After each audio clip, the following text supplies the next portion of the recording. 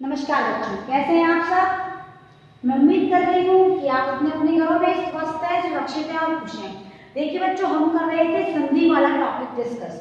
हम संधि वाले टॉपिक को इतना लेंथी डिस्कस इसलिए कर रहे हैं ताकि आपको एक एक व्यंजन और स्वर के परिवर्तन के बारे में जानकारी हो और भविष्य में जब आप संधियां देखें और करें तब आपको किसी भी प्रकार की कोई प्रॉब्लम ना फेस करनी पड़े। अब देखिए, संधि वाले टॉपिक में स्वर संधि के 5 प्रकार हम सॉल्व कर चुके थे और उनके जो प्रैक्टिस के लिए एग्जाम्पल्स थे वो भी हमने सॉल्व कर लिए थे। तो स्वर संधि तो आई होप आपको सबको क्लियर हो गई होगी। व्यंजन संधि के जो टॉपिक्स हमने क्लियर किए हैं, उस व्यंजन संधि के टॉपिक में आज जो क्लियर करने वाले हैं वो टॉपिक क्या है बच्चों। डेली हम एक या दो टॉपिक्स करते हैं, उन टॉपिक को डिस्कस इसलिए किया जाता है ताकि आपको स्वर संधि के साथ साथ व्यंजन संधि के प्रत्येक वर्ण के परिवर्तन की जानकारी हो। अब देखिए, यदि ता और द के बाद, ध्यान रखिए ये है तराजू वाला त है और ये दवात वाला द है। ता और द व्यंजनों के बाद यदि है आता है, वापस बता रही हूँ, सुन लीजिए। यदि ता और द व्यंजनों के बाद ह से हल वाला है व्यंजन आता है तो परिवर्तन क्या करना है ये देखिए। ता और द का परिवर्तन तो होगा सिर्फ द में। अभी तक तो हम पहला वाला परिवर्तन कर रहे थे संधि में, लेकिन अब किसके बाद, त और द दोनों व्यंजनों के बाद यदि है आ रहा है, क्योंकि अभी जो हमारे पास आए थे हमने प्रीवियस क्लास डिस्कस किया था उसमें च और छ, ज और झ, इन बातों को, इन वर्णों को ही ध्यान रखना है बच्चों। टा और ड, ड और ढ और साथ में ल परिवर्तन था वही त के बाद, लेकिन अब ता और द के बाद, ता और द दोनों हैं, इनमें से ता भी हो तो भी चलेगा, लेकिन बाद में क्या आना चाहिए, हा। तब क्या होता है बच्चों, त और द का परिवर्तन होता है द में। किसमें होता है, द में। और है का परिवर्तन होता है बच्चों धा, यानी धनुष वाले धा में। अब मेरी बात वापस रिवाइज कर रही हूँ, सुन लीजिए। इससे प्रीवियस वाली क्लास में जो हमने संधि नियम डिस्कस किया था उसमें ये बताया गया था कि ता के बाद चा या छ आएंगे तो ता का च होगा, ज या झ आएंगे तो ता का ज होगा, ट या ठ आएंगे तो ता का ही टा होगा, ड या ढ आएंगे तो त का ही ड होगा, और ल आएगा तो अगर त आता है, ल आता है तो ल का क्या होगा, त का ल होगा। ये समझाया था। कंडीशन वापस वही आ रही है, लेकिन सिमिलर छोटा सा स्मॉल सा चेंज हो रहा है। वो स्मॉल सा चेंज क्या है, पहले त के बाद वो सारे व्यंजन वर्ण आ रहे थे, अब ता और द के बाद है आ रहा है। बात समझ में आ रही है मेरी, ता और द के बाद है आ रहा है, तो क्या करेंगे, इस त और द का परिवर्तन तो कर देंगे द में, और जो है आपका उस है का परिवर्तन कर देंगे हम ध में। अब करते हैं इसके दो एग्जाम्पल्स बता दूंगा आपको। उन दोनों एग्जाम्पल्स को सॉल्व करने के बाद आप ये समझ जाएंगे कि किस प्रकार परिवर्तन हुआ है, और प्रीवियस संधि से वो करके मैच करने के बाद इसको सॉल्व करेंगे तो आपको ये संधि बिल्कुल क्लियर हो जाएगी, क्योंकि उसमें जो व्यंजन वर्णों का हेरफेर है वो हेरफेर यहाँ पर थोड़ा सा चेंज है। अब देखिए करना क्या है, ये उत प्लस हार लिखा हुआ है, बताया था त और द के बाद है आना चाहिए, तो पहली कंडीशन क्लियर हुई। अब चेंज क्या करना है, इस त की जगह हम करेंगे द, तो उ और द, उद, नो प्रॉब्लम। किसी की कोई क्वेरी हो तो बता दीजिए कि हमको ये चीज समझ में नहीं आती है। देखिए उत प्लस हार में उद लिखा, क्योंकि त की जगह क्या करना है, द करना है। अब हमें है का परिवर्तन भी करना होगा, और है का परिवर्तन किस में होगा, ध में, तो हार की जगह क्या लिखेंगे हम, धा। अब इसको हम लिख सकते हैं ऐसे, उद्धार लिखते हैं आप लोग, उद्धार जानते हैं आप उद्धार क्या होता है, क्लियर ना। अब देखिए ये भाई पद प्लस हति।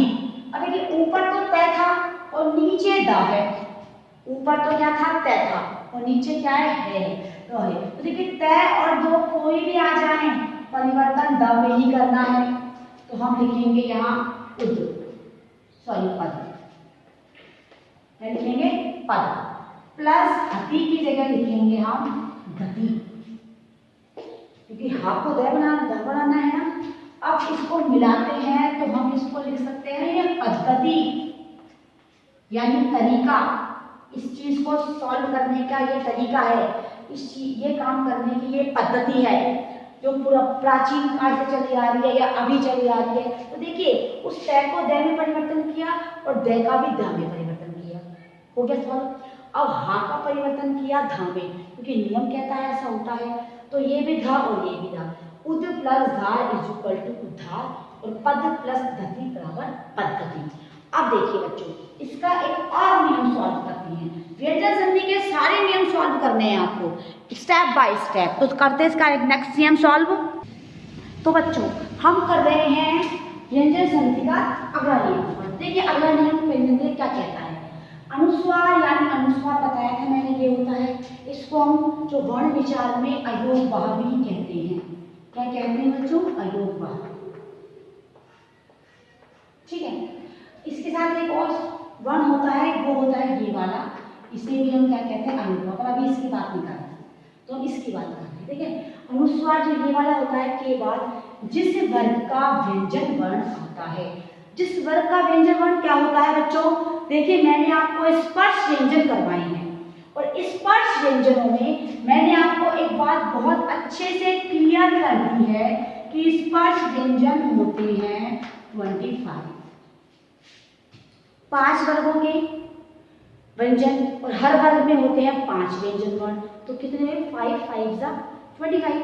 तो 25 हमारे जो स्पर्श व्यंजन होते हैं, तो वर्ग मतलब 5 वर्गों का जो व्यंजन वर्ण आता है अनुस्वार उसी व्यंजन वर्ण का नासिक्य बन जाता है। और नासिक्य क्या होता है? नासिक्य होता है बच्चों पंचम वर्ण। पंचम वर्ण जानते हो? न, ञ, न, और म। क्लियर? जैसे क वर्ग का पंचम वर्ण होता है, मैं आपको यहाँ लिख देती हूँ छोटा सा, समझ में आ गया आपको। क वर्ग का पंचम वर्ण होता है ये वाला न। च वर्ग का पंचम वर्ण होता है ये वाला ञ। ठीक है, त वर्ग का पंचम वर्ण न, त वर्ग का न और त वर्ग का म, ये होते हैं नासिक्य व्यंजन वर्ण। अब देखिए, अब बात कर रहे हैं हम इस संधि नियम के आधार पर हम इन्हें चेंज कैसे करेंगे। तो देखिए सम प्लस गीत, ये सम लिखा हुआ है, ये गीत लिखा हुआ है। देखिए ये सम का मैं है, हमें हर बार इसी मैं को परिवर्तित करना है। यही हमारा क्या है? अनुस्वार है। इसे हम नासिक्य व्यंजन वर्ण कहते हैं, जो हम पहले डिस्कस कर चुके हैं प्रीवियस क्लास के एक संधि वाले टॉपिक में। तो अब ये है हमारे नासिक्य व्यंजन। अब आप देखिए गीत वाला जो ग है वो कै का पंचम, कै वर्ग का वर्ण है ना, क ख ग, तो इसके स्थान पर हम लिखेंगे ये वाला नाम। तो हम यहाँ क्या लिखेंगे? संगीत। समझ में आई मेरी बात आप लोगों को? अब देखिए सम प्लस च, जो है इसका पंचम वर्ण होता है ये वाला य, तो हम लिखेंगे यहाँ पर संचय। Anybody else?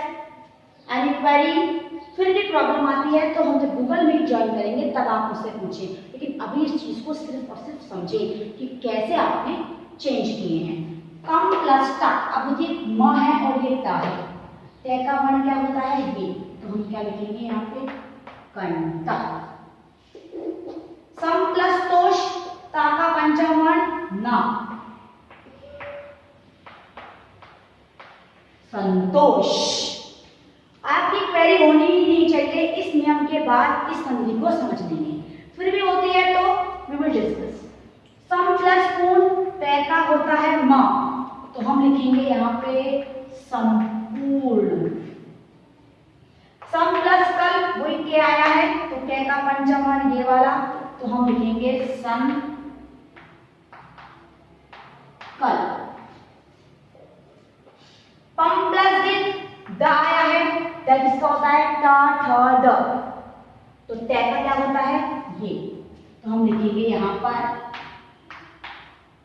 पंडित। ये देखिए सम प्लस देश, द किसका होता है? ता था द, त का, तो क्या लिखेंगे? ना, संदेश। भव, भ है पा फा ब भ म वाला, तो हम लिखेंगे यहाँ पर म, संभव। देखिए बच्चों, ये जो संधि मैंने आपको क्लियर की है, ये संधि आप ध्यान से देखें, इसके जो ये एग्जाम्पल्स इनको ध्यान से समझें, तब आपको ये संधि बहुत ही अच्छे से क्लियर हो जाएगी। इस संधि के जितने भी एग्जाम्पल्स हमने किए हैं, ये वाले सब, ये हमने जो चेंज किए हैं, परिवर्तित किए हैं, इनको आपको ध्यान से देखना और समझना है। तो आज की क्लास में इतना ही। Thank you and have a nice day बच्चों।